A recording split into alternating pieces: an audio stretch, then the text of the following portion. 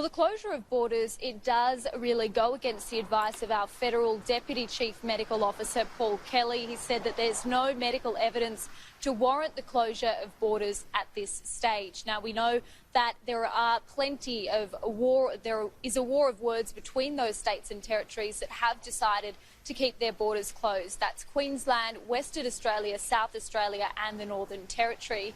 Here in Queensland, the government is standing extremely firm on this issue. They say that we'll need to see 4 weeks of no coronavirus cases before the government will consider reopening their borders. They say this is in the best interest of Queenslanders, despite new research that shows our tourism industry will take a $2 billion hit for every month that our state remains locked off. In Western Australia, Premier Mark McGowan, he says he won't be bullied by the New South Wales Premier Gladys Berejiklian on this issue, accusing that government of inconsistent messaging. Now in South Australia, Stephen Marshall also remaining extremely firm. He says it's not about just capturing a headline. He says that we need to put the health of residents first. In the Northern Territory, that mainland was the first to lock off from other states. We know that the government is extremely keen to keep any community transmission, particularly out of those remote Indigenous communities. Now,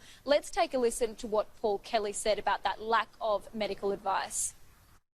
From a medical point of view, I can't see why the borders are still closed, but as I said, that's for the states and territories themselves to decide when that timing is right for them. So at the moment, those states and territories remaining extremely firm. We'll have to wait and see whether they bow to that pressure.